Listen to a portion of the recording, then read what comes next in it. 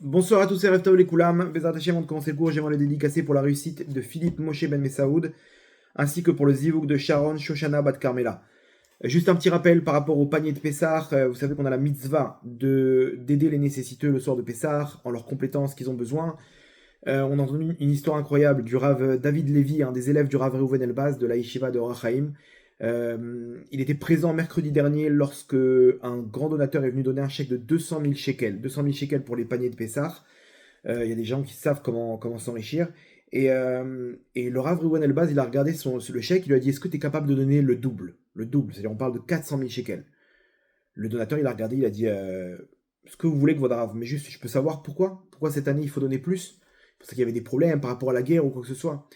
Et là, écoutez bien la réponse du Rav Elbaz. Le Rav Elbaz lui répond, lui dit: parce que cette année, c'est le dernier Kimcha d'Episra, les derniers paniers de Pessah qu'on distribue aux pauvres avant le dévoilement du Mashiach. Voilà, imaginez-vous la réponse. Ok, donc je vous invite, vous aussi, à y participer, distribuer avant tout autour de vous. Et si vous avez personne, nous aussi, on a une quarantaine de familles à aider. Donc si vous voulez participer avec nous et la communauté qui est autour de nous, alors vous suivrez les instructions dans la description de ce cours sur les groupes WhatsApp Bezrat Hashem. Le cours de ce soir, bien entendu, en pleine guerre, on rentre dans le Shabbat Hagadol. Le Shabbat Hagadol, le grand Shabbat, qu'on appelle selon la Torah. Vous allez comprendre pourquoi on l'appelle le grand Shabbat. Mais de là, on va rentrer, si vous voulez, il faut se préparer à voir les choses en grand. Okay, on rentre, à partir du Shabbat Hagadol, le grand Shabbat, on rentre aussi dans des événements qui prennent une autre dimension. Une autre dimension, ok, les événements à venir. Et vous allez voir qu'on va rentrer dans une autre dimension, on va rentrer dans des choses beaucoup plus grandes. Ok, donc il faut se préparer à voir les choses en grand. Les événements à venir vont être totalement différents de ce qu'on a connu jusqu'à maintenant. Et ça, c'est à partir du Shabbat. Ok, donc a priori, on a l'impression, non mais aucun rapport, qu'est-ce qui se passe? Tout le monde parle d'un cessez-le-feu, tout le monde parle d'un accord. On a l'impression que Trump se défile dans l'histoire. Il s'est défilé, d'un coup il annonce, il a émis un ultimatum. Vous avez 48 heures à libérer le détroit d'Ormuz, sinon on détruit toutes les ressources là-bas, toutes les centrales nucléaires, électriques là-bas en Iran. Bref, ultimatum. D'un coup, il s'est plié. Bon, finalement, les Iraniens, ils veulent parler avec nous, donc on va parler. On va se donner 5 jours, ok? Et bizarrement, ces 5 jours, ils se terminent quand? Ils se terminent Shabbat. Shabbat, ce même Shabbat Hagadol, donc a priori, où ils sont arrivés à une solution, où finalement, l'ultimatum, qui était l'ultimatum initial, il prend marche, et il rentre en compte, et c'est donc jusqu'à ce Shabbat-là. Et c'est pas pour rien, parce que ce Shabbat-là, c'est le Shabbat Hagadol. Bizarrement, c'est le même Shabbat qu'il y a eu à l'époque de la sortie d'Égypte. Vous savez qu'on a un parallèle entre la délivrance finale et la sortie d'Égypte. Le Shabbat, la délivrance finale, elle était le 15 du mois de Nissan. Ok, le 15 du mois de Nissan, c'était donc mercredi soir. Mercredi soir, à partir de mercredi soir. Et le Shabbat Hagadol, c'était le Yud, le 10 du mois. Donc c'est tombé un Shabbat. Là, on est dans le même calendrier. Dans le même calendrier. Des fois, le Shabbat Hagadol, ça peut être la veille de Pessah. Donc c'est pas en parallèle avec les jours comme ils se sont produits à l'époque de la sortie d'Égypte. Là, on est dans le même parallèle. On a le Shabbat qui est le 10 du mois de Nissan et la sortie d'Égypte qui est le 15 du mois de Nissan, c'est-à-dire à partir de mercredi soir. Est-ce que c'est le fruit du hasard?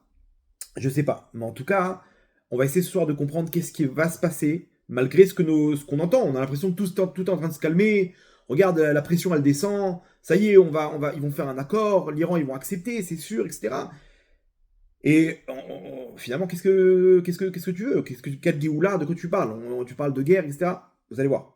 On va essayer de comprendre ce soir qu'est-ce qui doit se passer selon notre Torah, ok? Et surtout, quel est le message pour nous? Quel est le message pour nous? Vous allez voir, il y a quelque chose qu'on doit imprégner, un message important qu'on doit imprégner, un message qui passe à travers l'actualité, et surtout la veille de ces jours de Pessah, ces jours de délivrance pour l'homme Israël. Vous allez voir, incroyable. Et surtout, à la fin, je vous réserve une petite histoire avec le rabbi. Une histoire incroyable qui peut nous montrer que peut-être le rabbi est derrière la réussite de toute cette guerre depuis ces derniers mois, dernières années, là, 2 ans et demi de guerre. Vous allez voir une histoire incroyable. Je vous demanderai juste une chose, accrochez vos ceintures, ok? Je serai le capitaine de bord de ce soir et je vous ramènerai bien sûr chez vous. avec la suite des événements à venir, les événements incroyables à venir. Euh, alors, l'histoire, elle est simple. Il faut comprendre d'abord qu'est-ce qui se passe, ok, en coulisses. En coulisses, il y a une autre guerre, il y a une guerre d'intérêt. C'est pas genre une guerre, oui, non, on veut pas qu'ils aient le nucléaire, parce que la Corée du Nord, ils ont le nucléaire, ok, ils ont des bombes nucléaires. Trump, il s'est pas réveillé à ce moment-là, tout le monde les a laissés, alors que alors, il y a des alliés des États-Unis là-bas, comme le Japon, comme la Corée du Sud. Bon, c'est bon, laisse-les avoir la bombe nucléaire. Là, d'un coup, Trump, il se réveille. Pourquoi?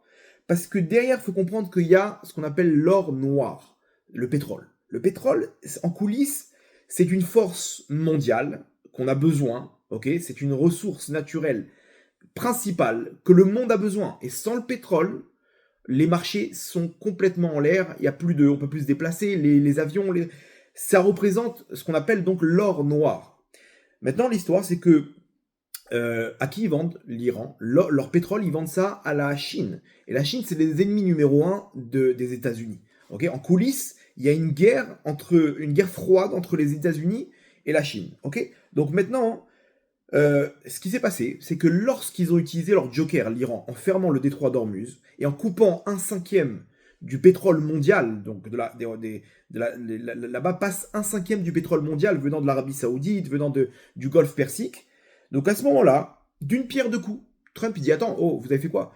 Vous nous enlevez le pétrole c'est essentiel pour le monde, eh ben nous aussi on va vous enlever votre pétrole. D'un coup il y a une légitimité à pouvoir mettre la main sur le pétrole iranien. Ok?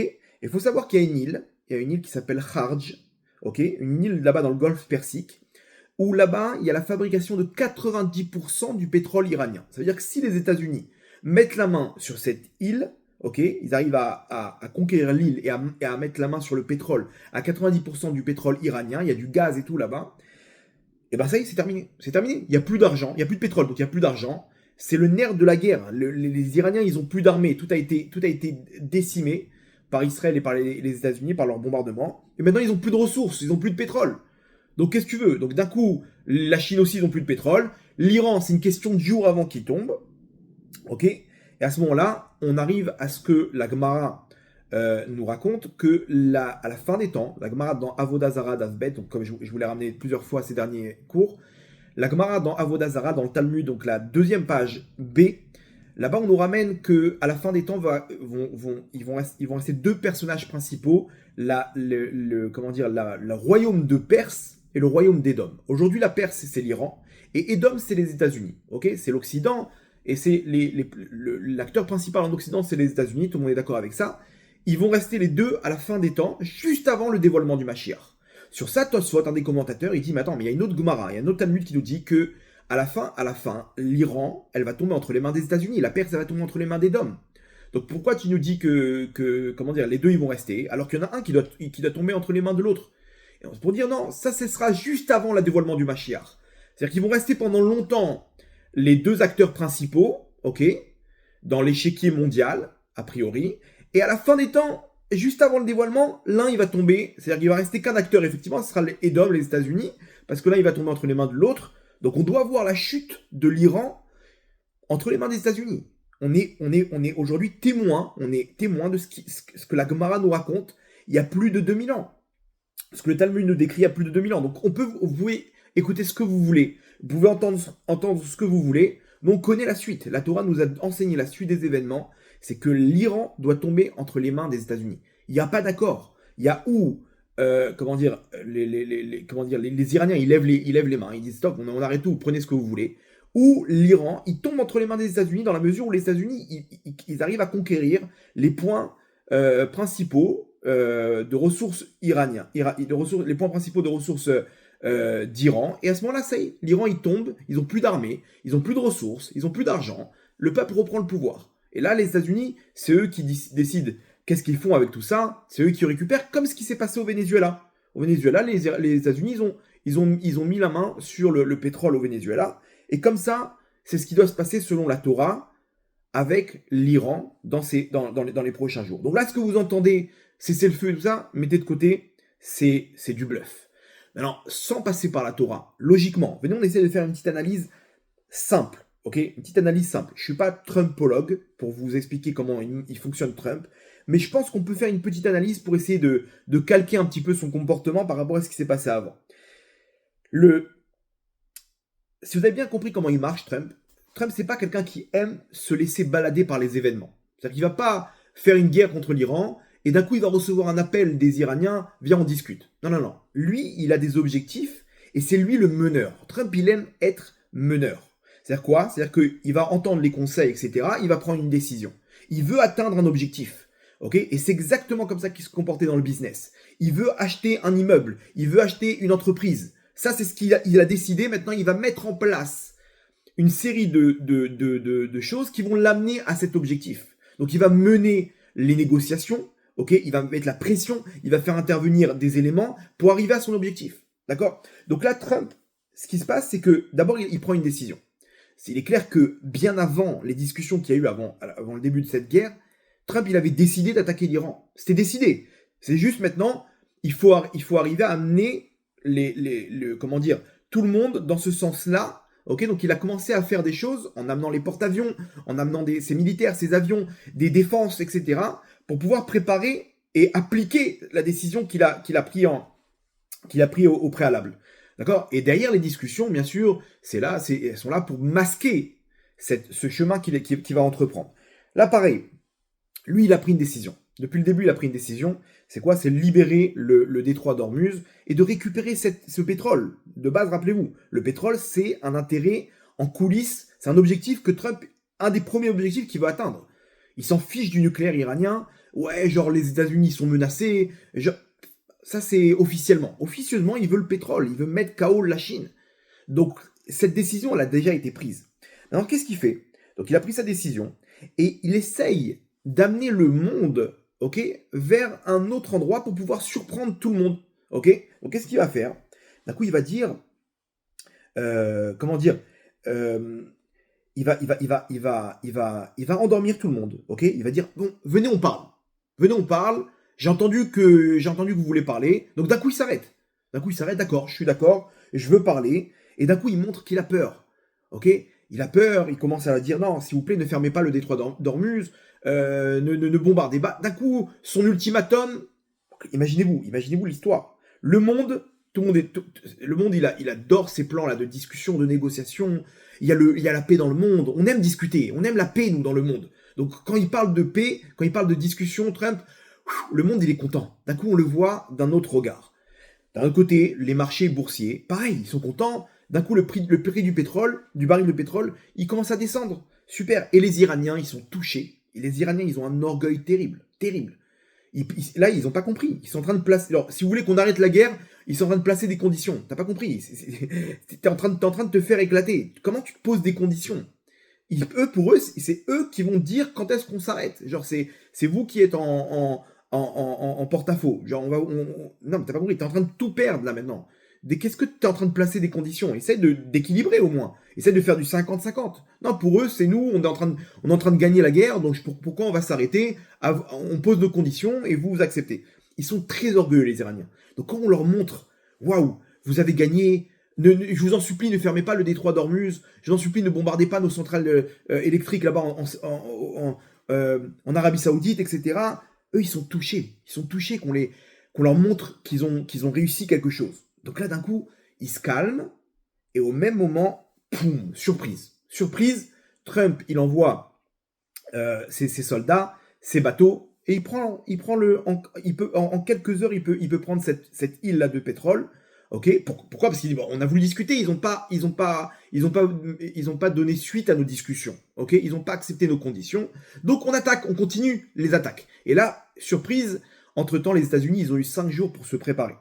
C'est exactement comme ça que ça s'est passé avec la première guerre, ok, avec Israël. D'un coup, les États-Unis, ils ont dit non, on va discuter. Boum, tout était coordonné avec Israël depuis le début. Ils avaient pris leur décision, Israël et les États-Unis, de bombarder. C'était juste une question de noyer le poisson, d'accord? Là, avec le Venezuela, c'était pareil. D'un coup, personne ne s'y attendait. Il était là en train de menacer. Personne l'a pris au sérieux. Et pourquoi? Parce qu'il a fait en sorte qu'on ne le prenne pas au sérieux. Il a balancé des ultimatums à droite à gauche. Il a balancé des phrases comme ça. Tout le monde s'est dit, il adore chauffer Trump, mais il est pas sérieux. Et du jour au lendemain, on s'est réveillé un matin. Ils ont arrêté le président du Venezuela. La deuxième guerre avec l'Iran, exactement la même chose. Ils parlaient de discussion, de négociation, mais en parallèle, ils ramenaient ces porte-avions. C'était déjà décidé depuis le début. Ils avaient déjà décidé, ils attendaient juste le moment pour tuer Khamenei, un moment où tout le monde allait être réuni et qui pourrait le descendre. Il aime la surprise, Trump. Il aime la surprise. Là, il y a un journaliste japonais qui lui a posé la question dans une conférence de presse. Il lui a dit, mais pourquoi vous n'avez pas prévenu vos alliés? Le Japon, l'Angleterre, pourquoi vous les avez pas prévenus que vous allez attaquer? Il dit non, l'élément de surprise, c'est le plus important. Il dit, ah, vous connaissez ça, vous les Japonais, avec ce qui s'est passé à Pearl Harbor. L'élément de surprise, c'est le plus important. Il savait plus quoi dire, le journaliste, mais il lui a montré, non, c'est comme ça qu'on peut vaincre nos ennemis, quand on les surprend. Donc là, il veut juste surprendre tout le monde. Et en parallèle, je ne sais pas si vous avez vu, il est en train de ramener des milliers de Marines, de parachutistes. Attends, pourquoi des parachutistes? Pourquoi des Marines? Les Marines, c'est des soldats qui débarquent. Ils débarquent de la mer sur la terre. C'est des débarquements. Pourquoi? Qu'est-ce que tu veux faire? Des parachutistes. Parachutistes, pourquoi? Parce qu'une fois que tu as conquis un peu l'île, il faut parachuter des soldats pour continuer le travail. Ok, pour prendre le relais. Il est en train de monter une coalition officiellement pour récupérer le détroit d'Ormuz. Ok, ça c'est en second plan. Et comprenez bien, les États-Unis, c'est pas des petits joueurs. En quelques heures, le travail il est terminé. Là, ils ont dévoilé comment ils ont pris d'assaut la demeure du président du Venezuela. Ils ont envoyé, maintenant, imaginez-vous, lui, il savait très bien qu'on aurait pu l'attaquer. Il a mis en place des radars, des missiles de défense anti-aériens de dernière génération chinois, russes. Il y a des radars incroyables, des trucs autour de sa demeure imprenables. Et Trump lui-même, il raconte. Il dit, ils ont appuyé sur les boutons, ils ont vu les hélicoptères arriver de nos forces, les avions. Ils les ont vus rentrer sur le radar. D'un coup, les radars, ils sont brouillés. D'un coup, ils appuient sur les boutons pour essayer de se défendre. Rien ne marche. Et là, ils arrivent, tout le monde est par terre, évanoui, tous les soldats, tous les gardes du corps du président.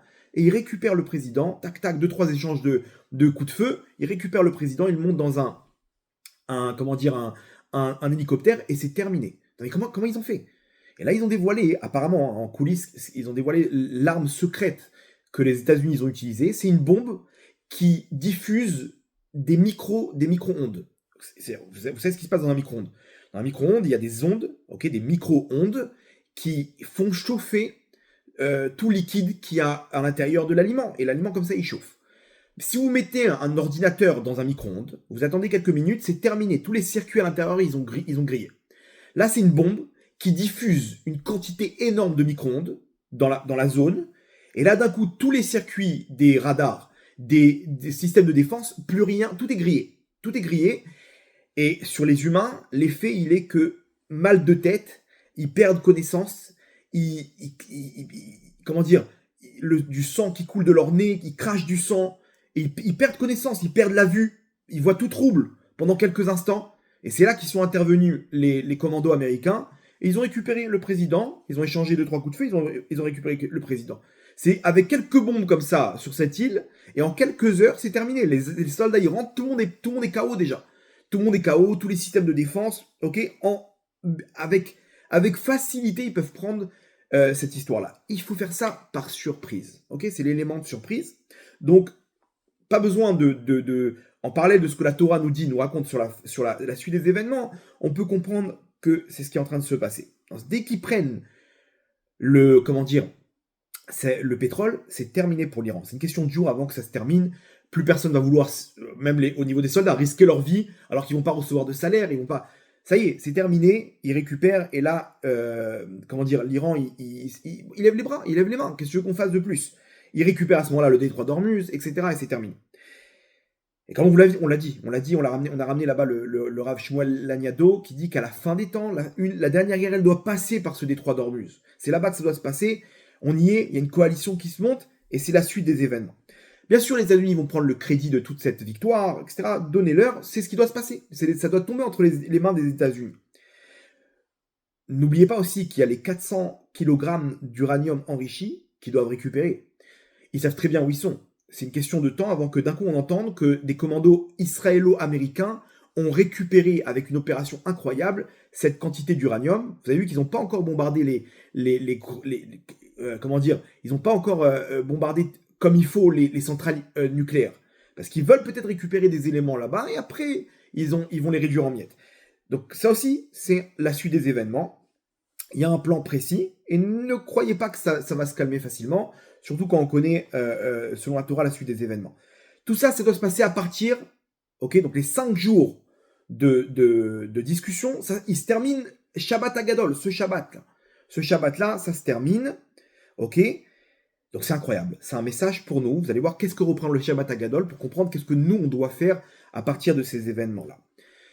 Alors maintenant, pour les âmes sensibles, veuillez vous abstenir, vous passez les 5 prochaines minutes du cours. Parce que, croyez-moi, mais les Iraniens, ils vont pas se laisser faire. Ils vont riposter à tout ça. Vous croyez qu'ils vont laisser les choses, on va leur prendre toutes leurs ressources comme ça, gratuitement. Ils vont riposter. Et la riposte, elle risque d'être ce qui est écrit dans le Midrash. Nos sages nous disent, il y a plus de 2000 ans, le Midrash là-bas, Psikta Rabati, de Midrash Tanchuma là-bas, Yeshayahu Samer. Tout le monde connaît ce Midrash. On vous l'a répété des dizaines de fois, voire plus. Que Amar Rabbi Yitzhak, ce qui nous dit Rabbi Yitzhak il y a plus de 2000 ans, l'année où le Melech HaMashiach, le Mashiach va se dévoiler. Ok. Moi, je vous le fais en rapide parce que vous connaissez. Kol Malchei Umot Haolam Midgarim Zebazé, tous les rois du monde, ils se confrontent les uns les autres. Dont parmi toutes ces guerres, Melech Paras Midgalé Melech Aravi, le roi d'Iran contre le roi d'Arabie Saoudite. Ok. Donc Arabie Saoudite, c'est avec toute la compagnie, quoi, les Émirats Arabes Unis, le Koweït, etc. Et on nous dit, donc, Veoler Melech Aravi, les Edom, Litol et Tsamem. Le Melech Aravi va demander un conseil, il va demander de l'aide aux États-Unis. Melech Edom, c'est les États-Unis. Et là, on a une phrase, Vechoser Melech Paras, ou Machiv et Kol Haolam. Et revient le roi d'Iran. C'est-à-dire qu'apparemment, il va être liquidé. Il sera plus dans le décor. Et il revient. C'est quoi? C'est Roser Meler Paras. Il va revenir. C'est-à-dire on a cru que c'était terminé. Ça y est. Ils ont pu en découdre avec le roi d'Iran. C'est avec le Meler Paras. Et d'un coup, il revient. Roser Meler Paras. Ou Machiv et Kol Haolam. Écoutez bien ces mots. Et il détruit tout le monde. 2 secondes. Comment tu peux détruire le monde? On est d'accord que c'est pas avec une arme conventionnelle. Et il a des missiles qui peuvent atteindre l'Europe. Vous savez que là, il y a quelques jours, l'Iran, ils ont envoyé un missile à plus de 4000 km, là-bas dans l'île de Diego Garcia, là-bas, où se trouve une base américaine. C'est c'est près de l'Inde. C'est une base qui est dans l'océan Indien, très loin, à 4000 km. De là, ils ont compris, attends, mais il y a 2 mois, ils disaient, mais non, on ne veut pas des missiles balistiques, c'est que pour nos ennemis frontaliers, on veut pas être une menace pour le monde. Et d'un coup, regardez, en cachette, ils ont des missiles de 4000 km qui peuvent atteindre Londres et Paris. Vous savez ce que ça veut dire, des missiles qui peuvent partir d'Iran et bombarder Londres, Paris, Berlin. C'est 4000 km, c'est énorme. Là, on comprend. Ou Machiv et Kol Haolam. Comment il y a 2000 ans tu peux détruire le monde? Comment il peut détruire le monde? De quoi on parle? Aujourd'hui, on comprend. Bien sûr, je vous passe là-bas les détails. Tout le monde va crier Lecha Navo Veneler. Où est-ce qu'on va aller? Où est-ce qu'on va partir? Ok? Et là-bas, Hachem nous rassure Banaï al Titiarou, n'ayez pas peur. Tout ce que j'ai fait, je l'ai fait que pour vous. Igiazman Geoulatrem est venu le temps de la Géoula. Ça, c'est juste avant le temps de la Géoula. C'est-à-dire, toute cette peur-là, elle va venir juste avant. C'est l'étape finale. La riposte de l'Iran à tout ce qu'on est en train de raconter. Il ne faut pas oublier ce Midrash Rabotai. Ok? Je ne sais pas si vous avez suivi, mais il y a quelques jours, il y a eu un article qui a montré que l'Iran, ils étaient proches d'acquérir des armes nucléaires, ok, des bombes nucléaires de la Corée du Nord. C'est-à-dire qu'ils ont essayé avec leurs moyens, et d'un coup, ils se sont dit, attends, tu sais quoi?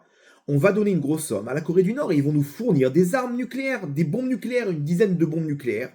C'est un article, Rabotai, où ils étaient à 2 doigts de récupérer des armes nucléaires, des bombes nucléaires de la Corée du Nord. Attends, mais qui nous dit qu'ils n'ont pas récupéré en cachette 1 ou 2 bombes?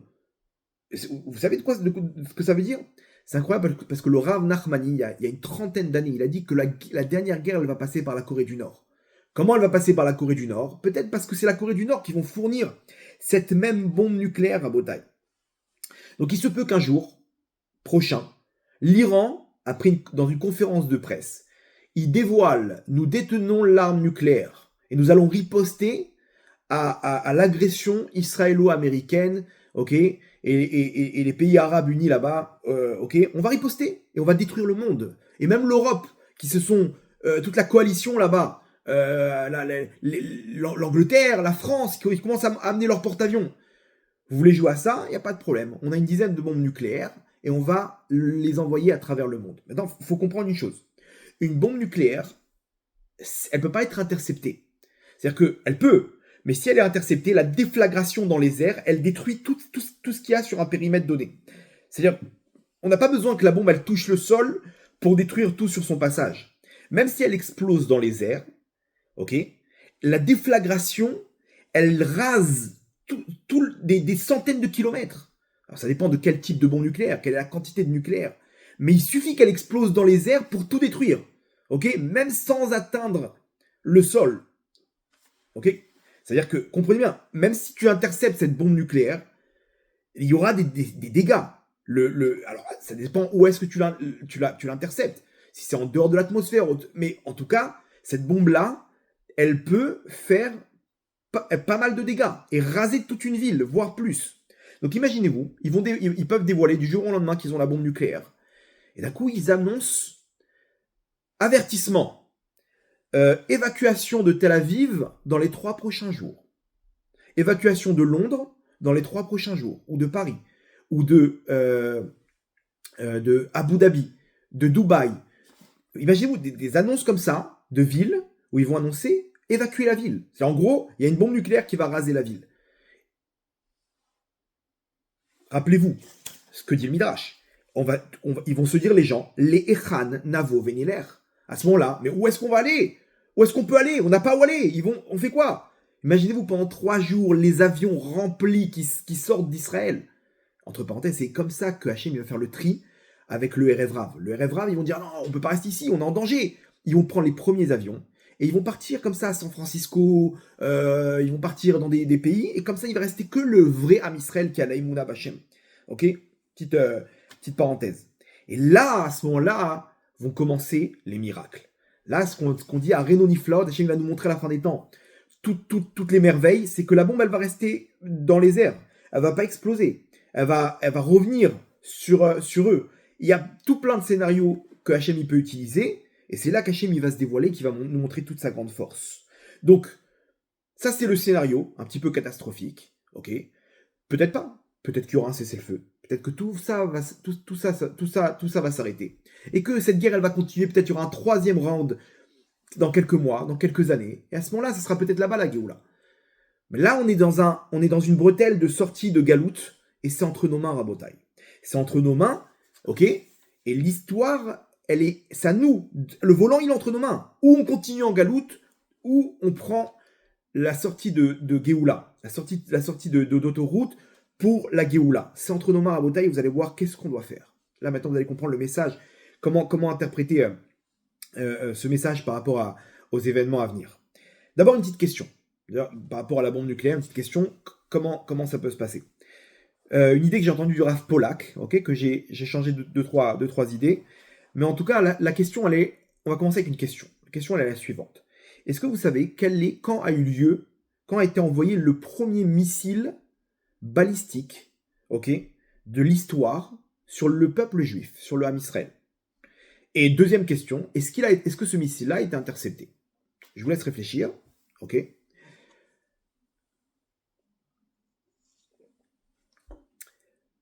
Vous connaissez ces missiles-là qui lancent les Iraniens, des missiles qui lâchent des centaines d'autres bombes.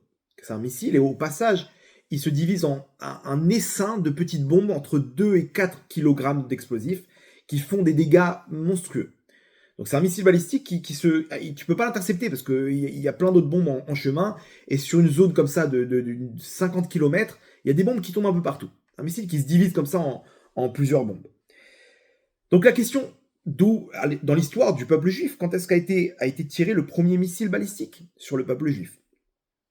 La réponse, Rabotai, lorsque Bilam Aracha, est venu maudire le Ham Israël, ok, c'est lui-même qui est sorti tel un missile sur le peuple juif. Ok, vous allez voir, les termes de la Torah, c'est incroyable. Il est sorti, et donc lui, c'était un missile balistique, que lorsqu'il arrivait face au Ham Israël, il a commencé à sortir plusieurs malédictions, ok, pour neutraliser le Ham Israël sur le plan spirituel, ok. Et donc il s'est divisé en plusieurs petits missiles, ok. Et Hachem, il lui a envoyé 3 intercepteurs. 3 intercepteurs, nous dit là, dans les Passouk, 3 anges qui l'ont intercepté en chemin, ok. Le premier, est-ce qu'il a réussi à l'intercepter? Non. Le deuxième ange qui est venu l'intercepter, lui dire de ne pas aller maudire le Ham Israël, non plus. Le troisième, boum, interception. Et là, l'ânesse de Bilam va tirbat tachat Bilam. Elle peut plus avancer, elle voit qu'il y a un ange devant elle, elle s'écroule. Elle s'écroule, et là, l'ange, il se dévoile. Il se dévoile à Bilam. Bilam, il comprend pas, il fouette l'ânesse. Il dit, mais avance, qu'est-ce que tu fais? Et là, l'ange, il se dévoile à Bilam. Et regardez les mots de l'ange. L'ange, il lui dit, Almaïkita et tatoncha. Pourquoi t'as frappé ton ânesse? Ze shalosh regalim, 3 fois. Ine yatsati les satan qui yarat aderech les negdi. Il dit, c'est moi qui suis sorti pour, écoutez bien le terme, qui yarat. Vous savez comment on appelle un missile intercepteur en hébreu? On appelle ça un yerout. Un yerout, c'est un intercepteur. Il lui dit, c'est moi-même qui suis sorti, qui yarat aderech les negdi pour t'intercepter le chemin devant moi. C'est-à-dire que là où tu viens dans le chemin, je suis venu pour t'intercepter. En gros, l'ange, c'est lui-même le missile qui va intercepter ce missile balistique qui est Bilam. Écoutez bien le terme de la Torah, qui yarat aderer. Ok? Car le chemin est venu t'intercepter. Ok? De devant moi, c'est-à-dire que moi-même, je suis venu pour m'intercepter, pour t'intercepter. Ok? Pour t'empêcher de continuer ta route, pour maudire le Ham Israël. Le même terme qu'on emploie aujourd'hui, ok, lorsqu'on dit le tigre a été yurat, il a été intercepté par un missile qui s'appelle le yerout. Quand on scanne dans la Torah, ce terme-là, on le trouve quand l'ange a voulu intercepter Bilam, qui yarat aderer. Yarat, le même terme, Rabotai. Donc, qu'est-ce qu'il lui dit, l'ange? En gros, il lui dit, c'est pas ton ânesse, là, qui n'arrive pas à avancer. C'est pas elle qui a un problème. C'est juste que maintenant, ton missile, là, il est intercepté. Il y a Tsati le Yaret Otra. Je suis sorti pour t'intercepter. Est-ce que ça a marché en bataille? Le missile Bilam, qui s'appelle Bilam, il a été intercepté ou pas? Eh ben non, tout le monde connaît la suite. Bilam, il dit, laisse-moi passer. Et là, nos sages nous disent, l'homme, il choisit, avec son libre arbitre, de faire le mal. L'ange, il est venu t'intercepter. Tu veux continuer à faire du mal? Ok, l'ange, il s'est poussé, et le missile, il est passé. Le missile est passé à Botaï. Mais la suite, c'est quoi? C'est que même si le missile y passe, et même si le missile, on n'arrive pas à l'intercepter, parce que l'intercepter, la déflagration, elle va quand même raser tout sur son passage. Ok, si c'est un missile nucléaire. Alors c'est quoi la suite des événements? La Torah nous raconte que de toutes ces insultes là-bas, toutes les bombes qu'il a envoyées Bilam, il a envoyé ses missiles spirituels sur l'Am Israël, il n'y en a aucun qui est passé. Aucun du Ham Israël n'a été endommagé par ces bombes-là. Hachem, il a bloqué. Lui-même, il a bloqué. Et pourquoi? Parce que tu ne peux pas toucher au Ham Israël. Le Ham Israël, maintenant, il est en route pour son pays, le pays de ses pères qui est le Eret Israël. Et il y a un plan. Ce peuple-là, il est l'acteur principal du plan mondial. Tu ne peux pas l'intercepter. Tu ne peux pas le détruire. Tu ne peux pas le raser. N'importe quelle nation peut se lever contre l'Am Israël, d'accord? Ils peuvent choisir de détruire l'Am Israël, mais ils n'y arriveront pas. Et c'est ce qu'on dit à la Haggadah de Pessah, Ve'ish Amda la votenu. Ils ont voulu, toutes les nations, détruire l'Am Israël. Kamim alenu lechalotenu, ils sont tous levés pour nous détruire. Vakadosh Baruch Hu masilenu miyadam. Kadosh Baruch Hu, il nous sauve de leurs mains. C'est pas les missiles qui nous sauvent de leurs mains. C'est pas il y aura rien de ce que nous on a aujourd'hui. Ok, sur le plan matériel, on a une grande armée, des avions incroyables, des pilotes incroyables, des soldats, des guerriers, des lions à Botaï. Mais on peut arriver à une situation où là, qu'est-ce qu'on fait? Et là, Hachem dit, c'est à moi d'intervenir. Hachem matzilenu miyadam. Alors jusqu'à maintenant, c'était selon les règles de la nature, pour nous laisser le libre arbitre de revenir à la tchouva de nous-mêmes. Mais on va arriver à un moment où là, Hachem va devoir se dévoiler. Et là, on va voir des nissim, des niflaot, des miracles à Botaï, où aucun d'entre nous va être touché. Mais attends, mais c'est une bombe nucléaire. Oui, mais là, on n'est plus dans les règles de la nature. Selon les règles de la nature, il n'y a plus rien, tout est rasé. Selon Hachem, Akadosh Baruch Hu matzilenu miyadam. Hachem nous sauve de leurs mains. Pourquoi? Tout simplement parce que Hachem, il a un plan. Et ce peuple-là, il doit être délivré. Il doit amener la royauté d'Hachem sur terre. Donc, cette épreuve-là, on peut la surmonter, ok? Et ça vient de nous. Pourquoi? À quel moment? Comment on fait pour faire intervenir Hachem? Tout simplement si on veut faire partie de ce plan-là. Si tu veux faire partie de ce plan-là, tu n'as rien à craindre. Ceux qui vont quitter Israël, ceux qui vont avoir peur, ceux qui vont pas avoir confiance qu'Akadosh Baruch Hu, il peut nous sauver encore cette fois-ci. Alors à ce moment-là, tu étais encore en galoute.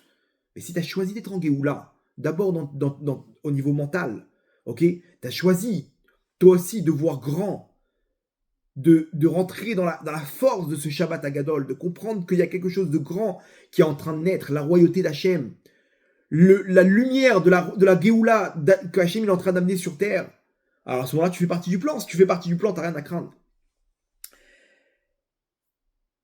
Trump lui-même, vous vous rappelez, il y a plus quoi, à peu près 2 ans de ça, plus de 2 ans, il est en pleine conférence, ok, par rapport aux élections, en Pennsylvanie.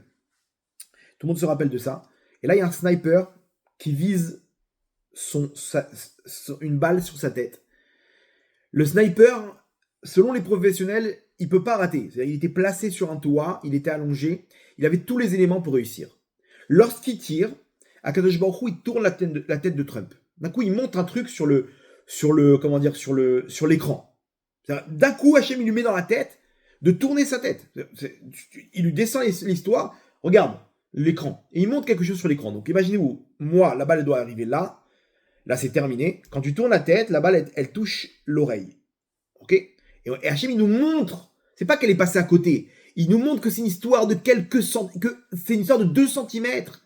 S'il tourne pas la tête, il prend la balle en plein dans le mille et c'est terminé pour Trump. La balle, elle passe et elle ne le touche pas. Pourquoi? Vous savez pourquoi? Parce qu'on a besoin de faire tomber l'Iran entre les mains des États-Unis. Et si Trump y meurt, alors qui serait monté au pouvoir? Kamala Harris.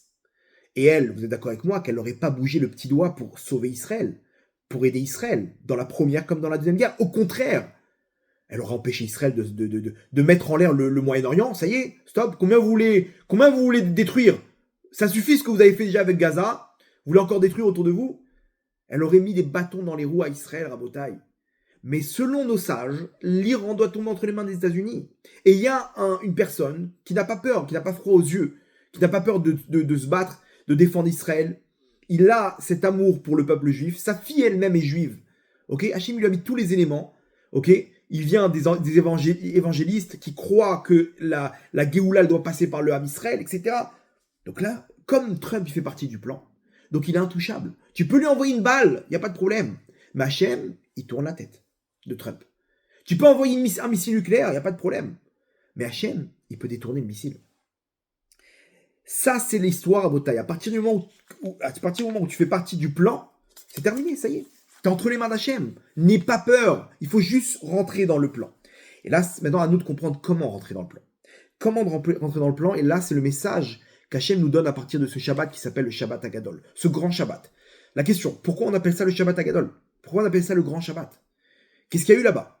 À cause, nous disent nos sages, le Balatourim nous dit, à cause là-bas du grand miracle qu'il y a eu. Quel est le grand miracle qu'il y a eu? Les Bnei Israël, Hachem leur a ordonné de prendre un agneau, l'agneau pascal, quelques jours avant, de le prendre, de le mettre de côté, okay, de l'accrocher là-bas au pied de leur lit. Voilà, il a été sélectionné. Okay, on doit le mettre de côté, on doit le sanctifier. Pourquoi? Pendant 5 jours. 5 jours avant, on doit le mettre de côté. Pourquoi? Parce qu'après, il faudra le griller, donc le griller et le manger. Le soir, donc le 15 du soir.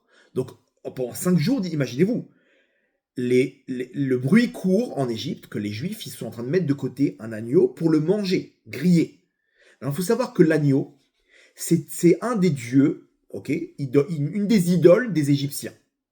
Donc pour eux, il n'y a pas plus humiliation, il n'y a pas plus grande humiliation que ce qu'ils sont en train de faire les Bnei Israël. Qu'est-ce que tu fais là? Tu veux nous humilier? Tu prends un agneau devant nos yeux, tu l'accroches à ton lit comme ça. Qu'est-ce que tu fais là pendant 5 jours? Mais non, en tant que les Bnei Israël, comment tu veux réaliser cet ordre? Moi, j'ai grandi avec le traumatisme de ces Égyptiens qui m'ont fouetté du matin au soir pour construire leur pyramide. Comment tu veux que j'affronte Comment tu veux que je les affronte là? Pourquoi Hachem me demande un ordre aussi grand que d'humilier les Égyptiens qu'est-ce qu'ils vont me massacrer de coups maintenant? Mais moi, mentalement, je suis pas capable de réaliser une telle chose. Et ben, finalement, les Israël, ils l'ont fait. Et il y a eu un miracle, c'est que les Égyptiens, ils leur ont rien fait. Voilà pourquoi, la raison pour laquelle on appelle ça, ce Shabbat, le Shabbat Agadol, le grand Shabbat. Bon, attends, c'est ça le miracle. J'ai pas compris le miracle. Et tu m'as ouvert la mer en deux, tu m'as transformé l'eau en cendre. Ça, c'était des grands miracles. Et là-bas, tu m'as pas transformé le jour, le Shabbat là-bas, comme un Shabbat Agadol. Là, tu me fais un miracle passif, ok? Ils ont pas été massacrés de coups par les Égyptiens. Tu m'appelles ça le Shabbat Agadol. C'est quoi l'histoire là? C'est quoi l'histoire? Je comprends pas. Vous avez compris la question? Comment t'appelles ça Shabbat Agadol? Parce que les Égyptiens, ils les ont pas giflés à cause de l'affront qu'ils leur ont fait. C'est ça le miracle, le grand Shabbat. Pourquoi? Accrochez-vous bien. Parce que les Égyptiens, ils n'ont pas bronché. Ok, super, c'est très bien. J'imagine l'histoire, mais tout ça pour ce grand miracle, c'est pas un grand miracle. Je suis désolé, entre nous, il y a plus grand que ça.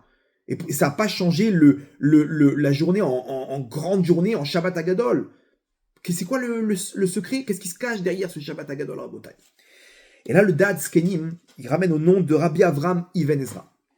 Il ramène le secret qui se cache derrière. Le passou qui dit comme ça, regardez l'ordre. Hachem nous dit Al tochelu mimenona. Donc on devrait Vachlou et abassar balaylaze. Vous mangerez la chair de cet agneau-là cette nuit. Tzli esh, grillé. Ok, il faut le manger grillé, d'accord? Avec des matzot. Et là, Hachem nous donne des ordres.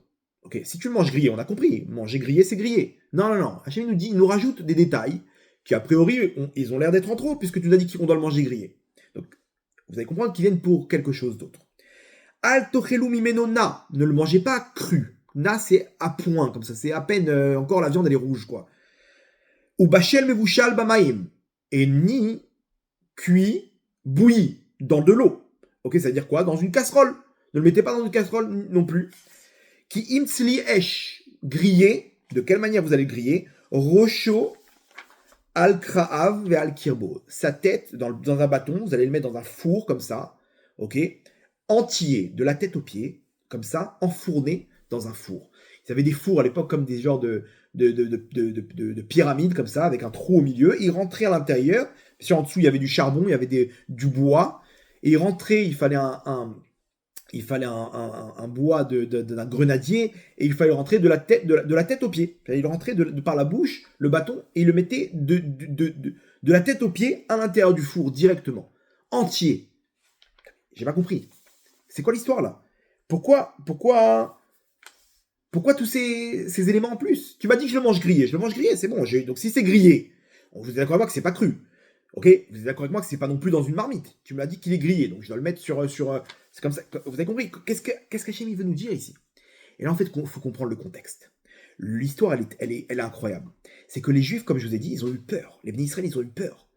Tu nous demandes de prendre un agneau et de le manger, de le griller, mais c'est un affront qu'on va faire à nos maîtres, on est esclaves. Nous, on est encore esclaves. On n'a pas la possibilité de se révolter. Là, tu nous demandes de faire quelque chose qui est considéré comme une révolte. Qu'est-ce qu'ils font les Bnei Israël? Ils sont en train de se révolter. Ils sont en train de tuer notre Dieu. Et c'était terrible pour les Égyptiens. Tu touches pas aux agneaux. Et en plus, vous le gardez pendant 5 jours, vous le faites souffrir, et vous le grillez, mais vous révoltez.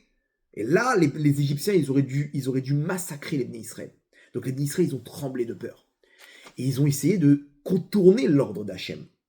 Quand ils ont entendu ça de Moshe, dans leur tête, ils se sont dit, comment on va faire? Qu'est-ce qu'on va faire? Et là, Kadosh Baruch Hu, il leur a donné une série d'ordres pour faire face aux Égyptiens. Et là, regardez comme c'est fort. Ils se sont dit, bon, tu sais quoi?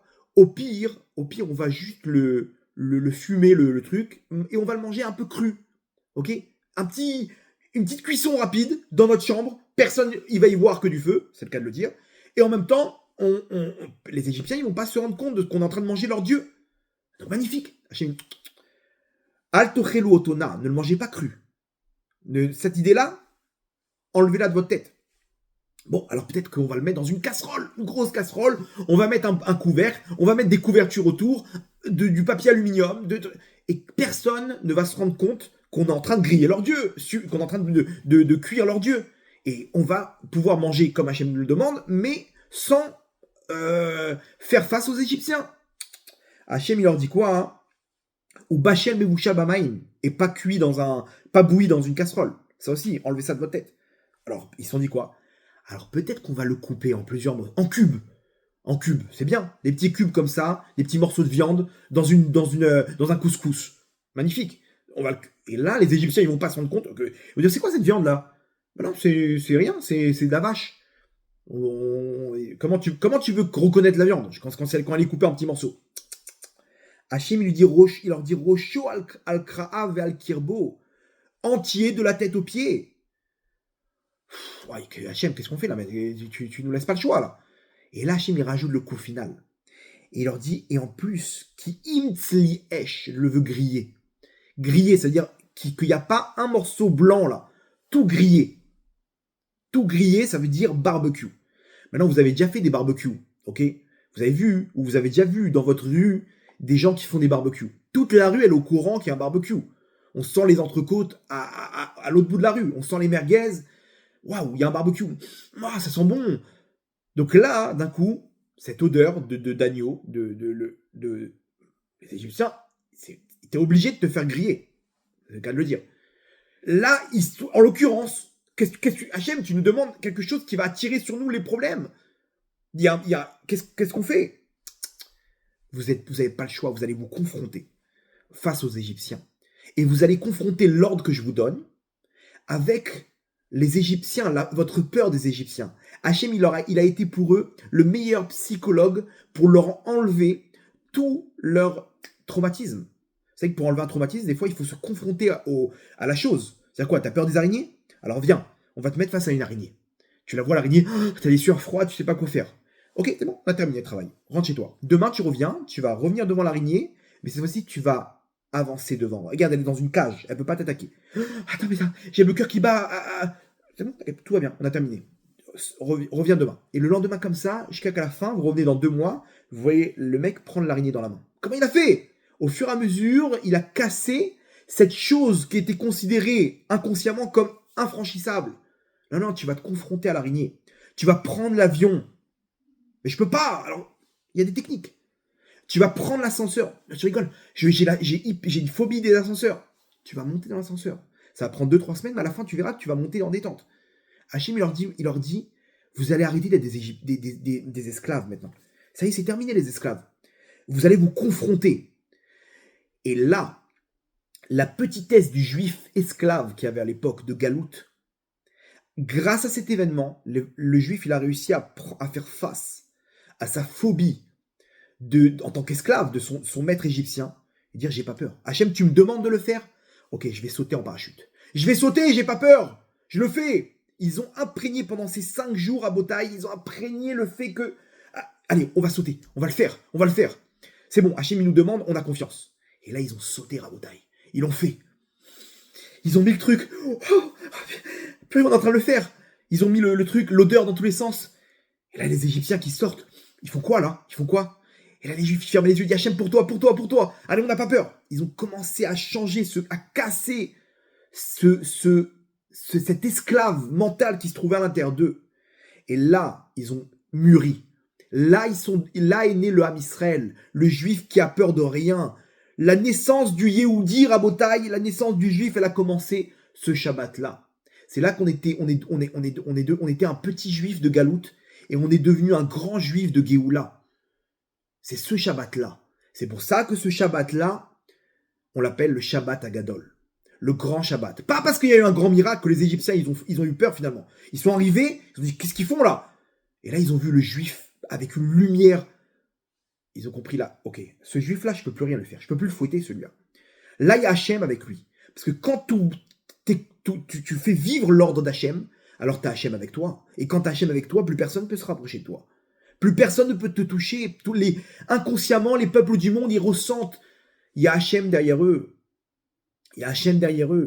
On peut plus les toucher, ils sont intouchables. Ils sont invincibles. Quand on est un petit juif de Galoute, Rabotaï, les peuples du monde, ils nous écrasent, ils profitent, ils voient un juif qui veut s'assimiler, qui est là en train de lécher les bottes des peuples du monde. Mais qu'est-ce que tu fais? Mais grandis, rentre dans cette dimension du Shabbat Agadol. C'est ça ce qu'Hachem il nous demande maintenant. C'est ça le message qu'on doit imprégner, qu'on doit prendre avec nous. Sois ce juif, toi aussi, grandis. Sors de ta galoute. Il y a des gens aujourd'hui qui veulent sortir de leur galoute, de la galoute parce qu'ils en ont marre des problèmes. Mais ça, tu vas rester petit. Ça marche pas. Il faut que tu comprennes qu'il y a une grande aventure qui t'attend. Il y a quelque chose de grand qui attend chacun d'entre nous, Rabotaï. De prendre le relais de 3000 ans d'histoire. Et ça, on le fait dans notre vie, quand on écoute les ordres d'Hachem, on le fait pas parce qu'Hachem il nous demande en tant qu'esclave, parce que quand on fait vivre la parole d'Hachem. Je suis fier d'être juif. Je suis fier de faire mon Shabbat. Je suis fier de m'habiller de Sanoa. Je suis fier de faire attention à mes yeux, à tout ça. J'ai peur de rien. Je le fais envers et contre tous. Là, tu fais vivre la parole d'Hachem. Là, d'un coup, bizarrement, normalement, tout le monde va te tester dessus, a priori. Et bien, tout le monde se calme.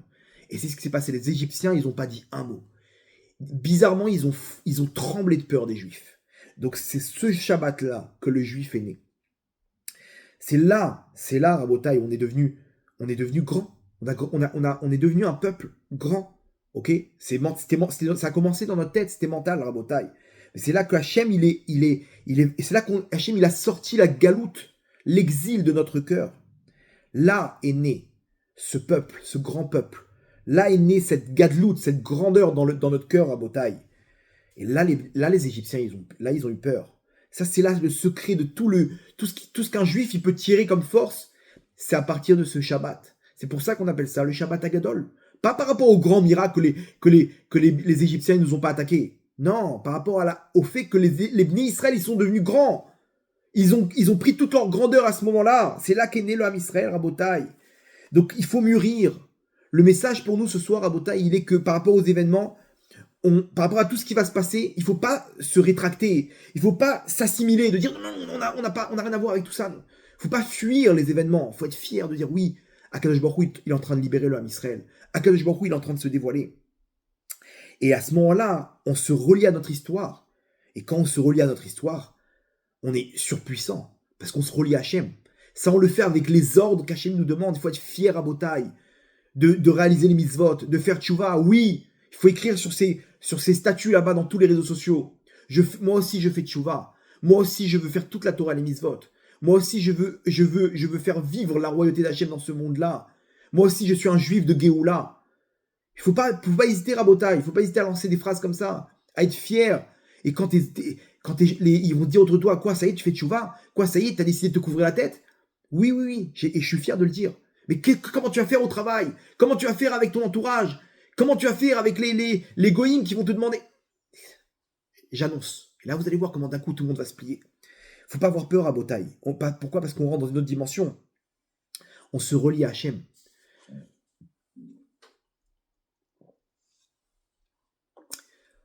Après la création de l'État d'Israël, le Ben Gurion, il a voulu aller. Il a dit attends, il nous faut des soldats. Non, il a vu que les orthodoxes, ils voulaient pas s'enrôler à l'armée. Et il est parti voir le Chazon Ish, le grand de la génération de l'époque, pour le convaincre, lui dire attends, je comprends pas, on va tous mourir. Si tu donnes pas cet ordre que les orthodoxes et dont les filles, ils ne s'enrôlent pas à l'armée, ok, on va tous périr et vous avec nous. Donc il dit on va voir le Chazon Ish. Il prend avec lui ses ministres, ses conseillers, et ils vont voir le Chazon Ish. Il s'assoit Ben Gurion face au Chazon Ish. Et il lui sort tous les arguments, il lui raconte la situation. Il lui dit c'est Pikoach Nefesh dans la Torah de Vodarav, quand on est en danger de mort.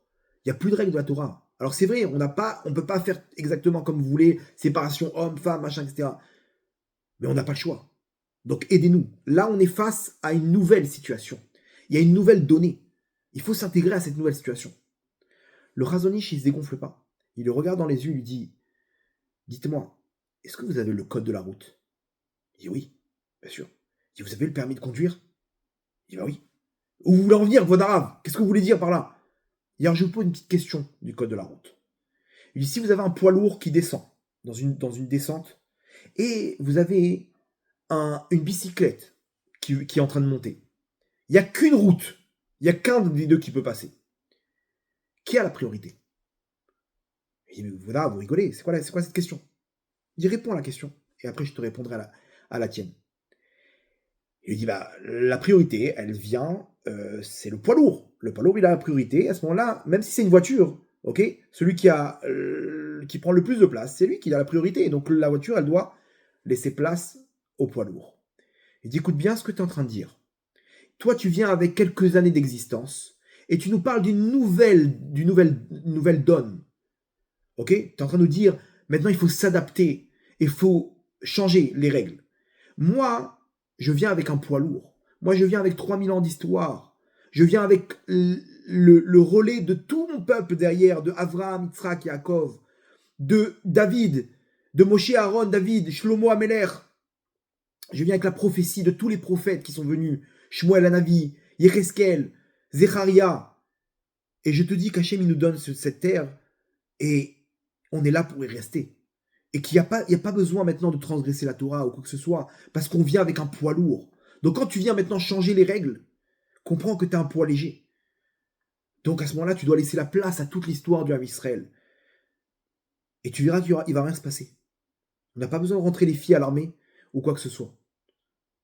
Ben Gurion, il n'a pas su répondre. Il s'est levé, il a dit merci, Gvodaran. Il est sorti, il a dit, ce Rav m'impressionne. Je ne sais pas comment lui répondre, je ne sais pas quoi dire à ses arguments. Ce Rav-là, il m'impressionne. À tel point qu'il y avait un des conseillers du Rav, de Ben Gurion, qui était impressionné par Ben Gurion. Et sa femme, elle priait, quand elle allumait les nérodes de Shabbat, elle priait qu'elle ait un enfant comme Ben Gurion. Quand il est rentré chez lui, il a dit à sa femme, Ben Gurion lui-même, il était impressionné par le Chazon Ish. À partir de ce moment-là, sa femme, elle a changé la prière, elle a dit qu'elle voulait un enfant, elle ne sait pas c'est qui le Chazon Ish. Elle a demandé à avoir un enfant comme le Chazon Ish. Et elle a eu un enfant qui est devenu un rave aujourd'hui, un grand rave au Hachem. J'ai plus les noms, mais imaginez-vous la rencontre à Botaï. Et Ben Gurion, il a compris par là, il a été convaincu par le Chazon Ish que, ok, pour l'instant, tu as raison. Ok, pour l'instant, c'est vrai, on vient avec l'histoire du Ham Israël, et lui-même, Ben Gurion, à l'ONU, il est venu, il a dit, j'ai une preuve historique, c'est la Bible. Il est venu lui-même avec la Bible, il est venu lui-même avec la Torah. Maintenant, d'un coup, tu viens mettre la Torah de côté. Quand le Chazon Ish te montre, il te dit, mais continue à garder cet argument. Et là, Rabotaï, il faut comprendre que c'est exactement pareil. Comment on doit venir lorsqu'on va voir tous ces événements comme David Ameller devant Goliath? Tout petit.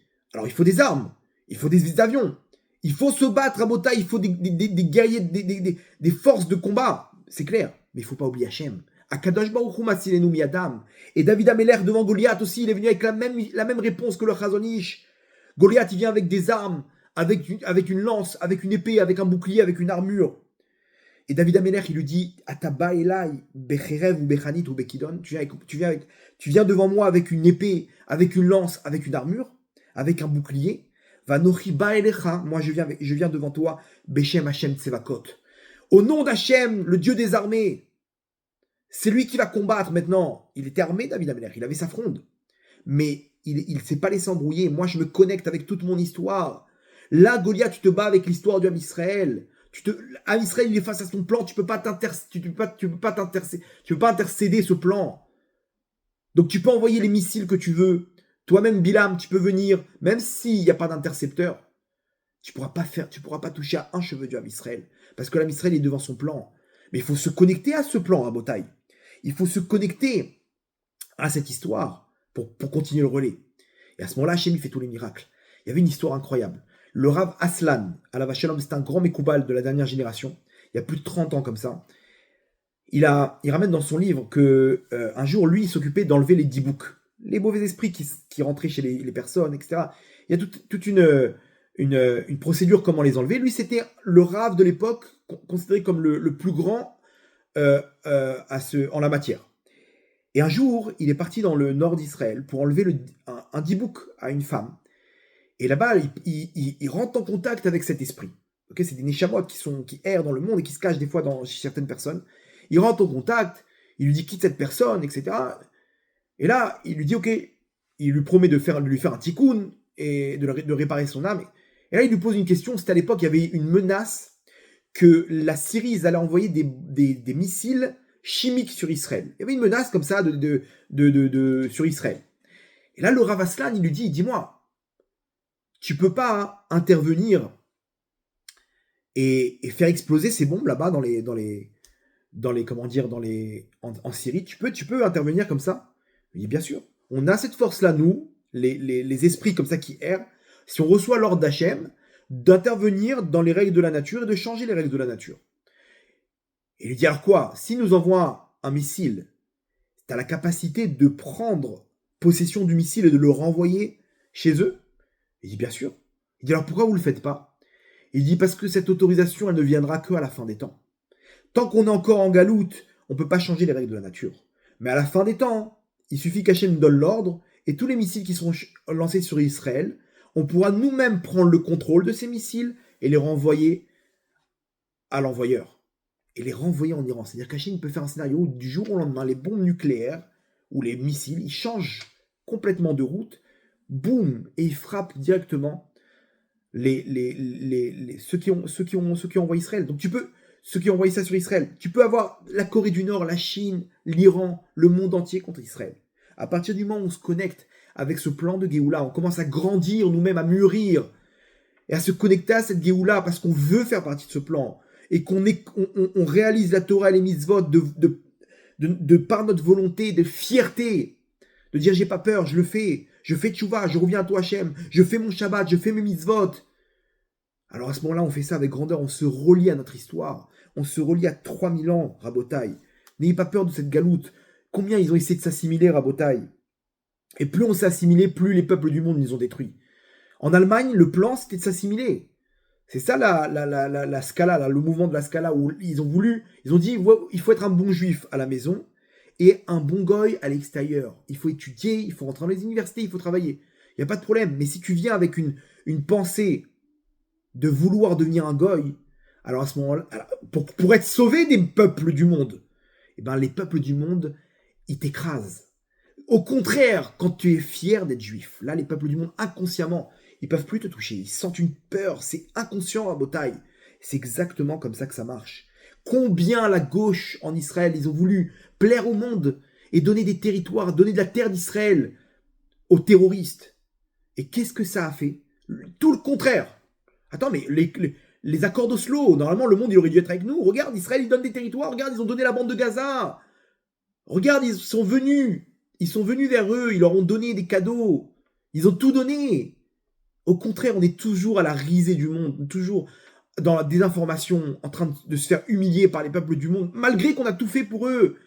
Attends, mais t'aimes la paix? Oui. T'as vu ce qu'on a fait? Qu'est-ce qu'ils ont fait en retour, eux? Rien du tout. Ils nous ont ramené des attentats, alors qu'on leur a donné des terres. Ils nous ont ramené des missiles, alors qu'on leur a donné la bande de Gaza. Regardez ce qu'ils ont fait, la bande de Gaza. Tout le monde s'en fiche. Mais regardez, le 7 octobre, tout le monde s'en fiche.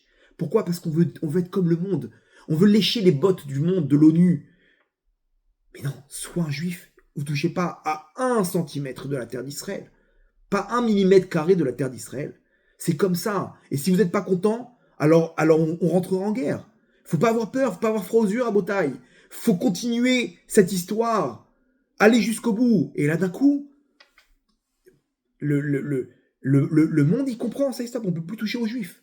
On peut plus toucher aux juifs. Mais combien la gauche, combien les dirigeants de gauche, ils ont massacré ce pays.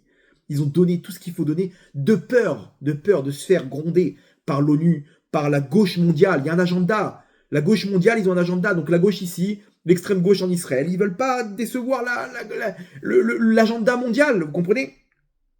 Je sais pas si vous êtes au courant, mais la semaine prochaine, il y aura le vote d'une loi de la peine de mort pour les terroristes en Israël.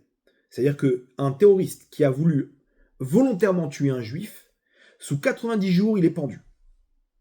C'est une loi historique, Rabotaï. Vous savez pourquoi? On ne parle pas du côté cruel, machin.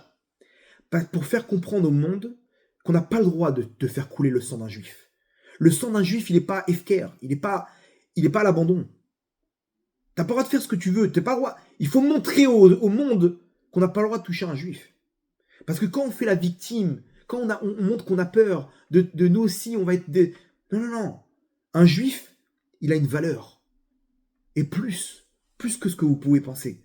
Un juif, il a une valeur, vous n'avez pas le droit de toucher un juif. Celui qui veut toucher un juif, il faut qu'il comprenne que il veut déverser le sang d'un juif, il va être mis à mort. C'est Rabotaï, déjà ça peut nous éviter tous les otages, parce que eux, pourquoi ils prennent des otages? Pour libérer leurs frères terroristes, ok? Qu'ils ont 3, 4, 30 peines de mort des fois. Comment tu les libères? Bah, très bien, on va prendre des otages et on va libérer comme ce qui s'est passé pour Gilad Shalit et pour les derniers accords. Donc là, il n'y a plus d'otages, il y a plus rien à libérer, il n'y a plus personne à libérer. Ça va les calmer. D'un coup, tu comprends que, attends, tu peux, au pire, ils vont nous libérer dans quelques années de prison.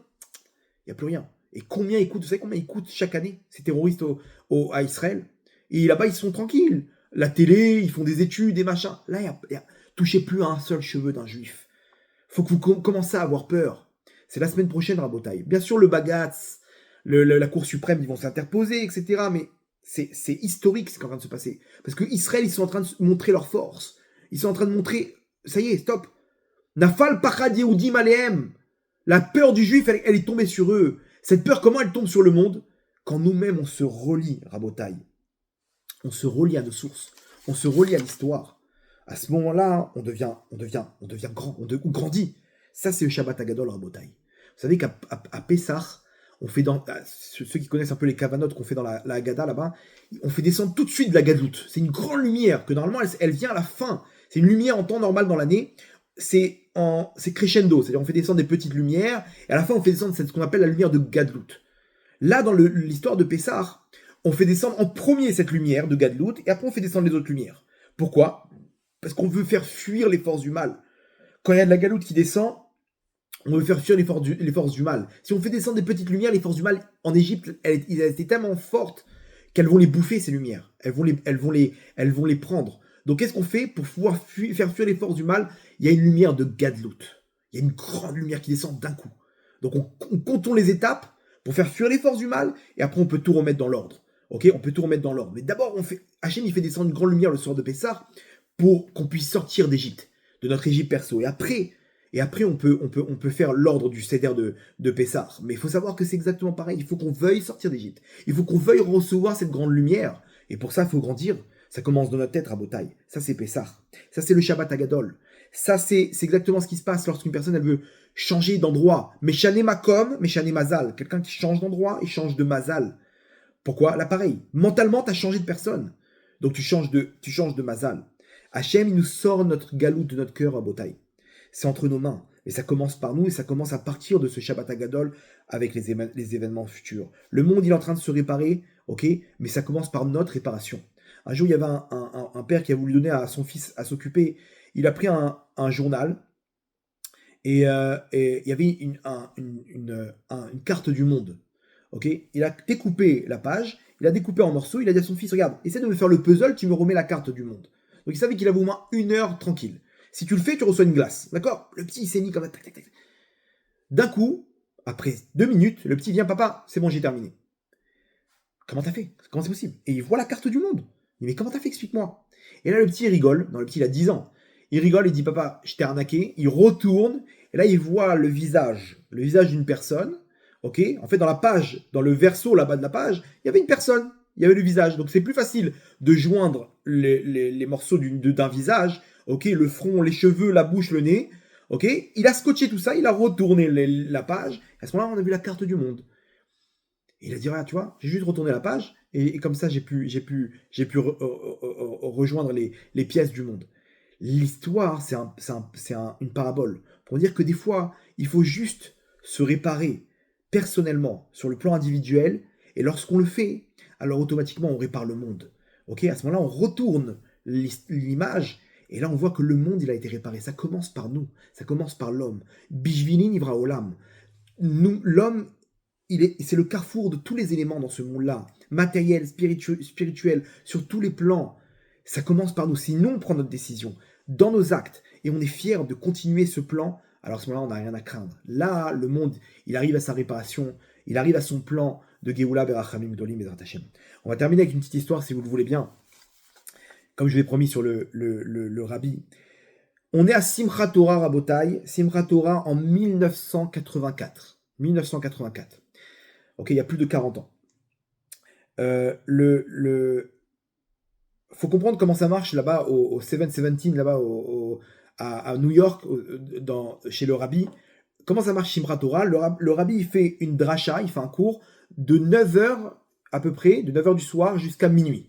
Des chidushim dans tous les sens, pshat, drash, kabbalah, 3 heures intenses de divrei Torah. Et à partir de 1h du matin, commence la kafote. Il tourne avec les Sefer Torah en dansant là-bas autour autour du Echal.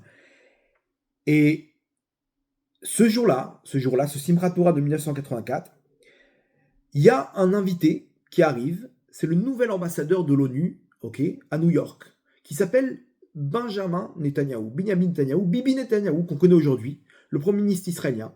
À l'époque, en 1984, il était ambassadeur d'Israël à l'ONU, à New York. Il débarque. Alors pour lui, c'était le 2e jour de Simchat Torah, donc pour lui, en tant qu'Israélien, c'était un jour de chol, c'était un jour où il pouvait prendre la voiture. Donc il est venu voir le rabbi, et il rencontre le rabbi. Et il dit au rabbi, Shalom Alecha Rabbi, Kvod Harav, je suis venu vous voir. Et le rabbi lui dit, t'es venu que me voir, t'es pas venu discuter avec moi.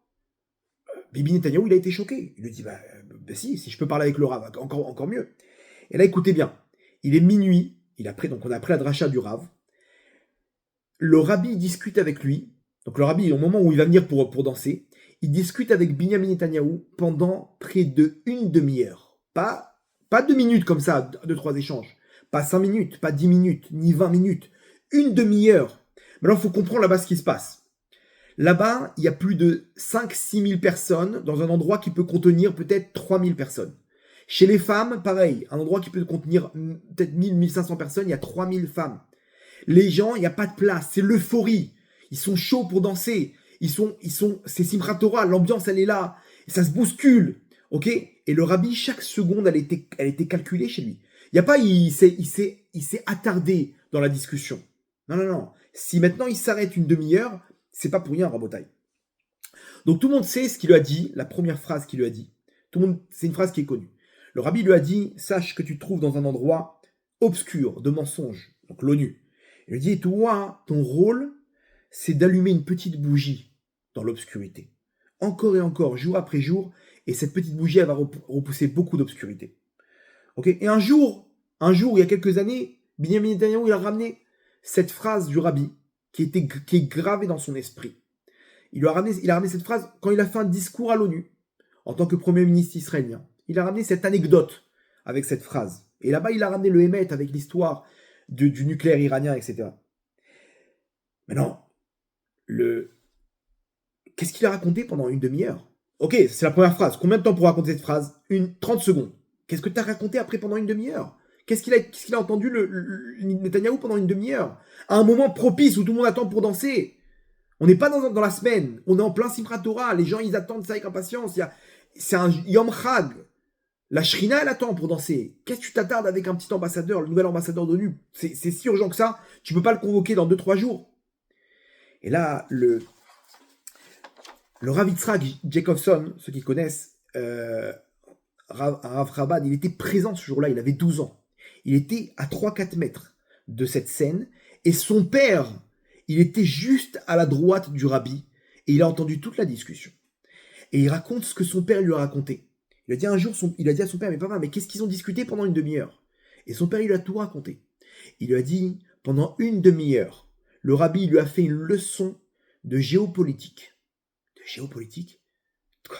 Une demi-heure en plein Simchat Torah. Et il lui raconte exactement comment Israël doit se comporter face aux Arabes. Comment ils doivent se comporter par rapport au territoire. Comment Israël doit se comporter par rapport aux pays du monde. Par rapport à l'ONU. Par rapport aux États-Unis. Par rapport à l'Europe. Et il a raconté toutes les erreurs des dirigeants israéliens dans les années passées. Et comme ça pendant une demi-heure. Et il a dit à son père, pendant longtemps, je me disais, mais pourquoi le rabbi pendant une demi-heure, il raconte tout ça à Bibi Netanyahou? C'est quoi, c'est si urgent que ça de lui raconter? Et Netanyahou, il était concentré sur chaque mot du rabbi, Rabotai. Et pourquoi en plein Simchat Torah? Et là, il donne la réponse. Il dit, je vais vous donner mon élément de réponse. Cette réponse, je l'ai eu que le 7 octobre. Le 7 octobre, le fameux 7 octobre, il y a 2 ans et demi, Rabotaï, exactement 42 ans jour pour jour. 42 ans, pardon, 40 ans jour pour jour. Ok? Parce que c'est il y a 2 ans, le 7 octobre. Il y a 40 ans jour pour jour. Plus tard, Binyamin Netanyahou, c'est lui-même le Premier ministre qui va être face à cet événement tragique, cette catastrophe du 7 octobre qui est venue sur l'Am Israël. Et là, va commencer une guerre qui va être la dernière guerre. Une guerre où Netanyahou va faire face au monde entier. Il va faire face à des pressions de l'intérieur comme de l'extérieur, de l'ONU, des États-Unis, de Biden, de plusieurs fronts. Et là, il faut des forces pour tenir. Le rabbi, il savait très bien que c'est un pikouach nefesh maintenant. C'est une question de vie ou de mort. Le rabbi, il voit ce qui va se passer dans 40 ans. Il voit très bien que c'est pas un simple ambassadeur qu'il a face à lui. C'est le futur Premier ministre qui va être celui qui va remplir un rôle crucial dans la dernière guerre, ok, avant de donner les clés au Mashiach. Et cette guerre-là, il ne faut pas flancher. Il ne faut pas avoir peur. Il ne faut pas avoir peur des peuples du monde. Il ne faut pas avoir peur de tous ces peuples arabes qui se réunissent autour de nous. Il faut comprendre c'est qui nos ennemis. Et là, c'est une question de vie ou de mort. Je ne peux pas le lâcher maintenant. Tant qu'il est devant moi, il faut qu'on ait cette discussion, lui et moi. Il faut que je lui explique. Et le rabbi, c'est connu. Quand il parlait pas, il parlait à la neshama. Chaque mot que les personnes ils ont entendu du rabbi, elles sont enregistrées, gravées en chacune des personnes qui a écouté ces mots du rabbi. Ça rentrait directement dans la neshama. Le rabbi sait, maintenant, je dois parler à sa neshama. Je dois lui donner les forces dont il va avoir besoin dans 40 ans, jour pour jour. Et donc là, maintenant, il n'y a pas de Simchat Torah. On arrête tout pendant une demi-heure. On arrête tout pendant une demi-heure parce que c'est une question de vie ou de mort. C'est maintenant, avec la force de ce Simchat Torah, qu'on va donner la force à cette personne-là qui se trouve devant moi, de pouvoir sortir le Ham Israël et changer le Moyen-Orient au même moment, 40 ans plus tard, à Simchat Torah. Et il a besoin de comprendre c'est quoi le Ham Israël? C'est qui nos ennemis? Ne pas avoir peur, n'aie pas peur, sois fort. Comprends, sois fort, comprends c'est qui nos ennemis. N'aie pas peur d'eux, comprends les erreurs qu'ils ont fait. Faut pas laisser 1 centimètre de la terre d'Israël. Faut pas avoir peur des peuples du monde. Voilà comment il faut se comporter avec les États-Unis. Voilà comment il faut se comporter avec l'Europe, avec l'ONU. Inconsciemment, Bibi Netanyahou, il se rend pas compte qu'il a réagi avec ce que le rabbi lui a transmis. Et lui expliquer, lui rentrer indirectement toute la émouna du Netzach Israël, de l'invincibilité, de l'éternité du Ham Israël, de lui faire comprendre que derrière toi, Bibi, il y a 3000 ans d'histoire. Il y a nos pères, Avraham, Yitzhak, Yaakov, qui sont là, à toi de prendre le relais. Tu as derrière toi une grande responsabilité. Et c'est toi qui vas devoir transmettre le relais au Mashiach. C'est toi qui vas devoir subir cette épreuve. Mais tu dois rester fort. Tu dois comprendre c'est qui nos ennemis. Et Baruch Hashem, aujourd'hui, on peut voir comment il a fait Bibi Netanyahou pour changer la face du Moyen-Orient sans avoir froid aux yeux, sans avoir peur. Peut-être que c'est tout ça, c'est le rabbi indirectement qui a agi à travers lui par rapport aux événements qu'on connaît et par rapport aux victoires qu'on est en train de vivre. Et surtout avec la victoire qu'on attend, Bezrat Hashem, la victoire finale, qui doit passer par les événements à venir. Ça commence à partir de Shabbat Hagadol Rabotai. Donc préparez-vous à voir les événements en grand. Et pour voir les événements en grand, ok, les événements en grand, avec peut-être des bombes en grand, des bombes nucléaires, Chas Shalom, d'autres guerres, d'autres éléments, 3e guerre mondiale peut-être, Gog ou Magog, je ne sais pas. Mais en tout cas, on est face à de grands événements. Et pour ça, pour les voir en grand, il faut nous-mêmes grandir à l'intérieur de nous. Et ça se passe au Shabbat Hagadol. Sortir de notre galoute et arriver, Bezrat Hashem, à la Géoula, pour pouvoir faire descendre cette grande lumière de la Géoula qu'on attend avec impatience. Berachamim Dolim, Baruch Adonai L'Olam. Amen, amen.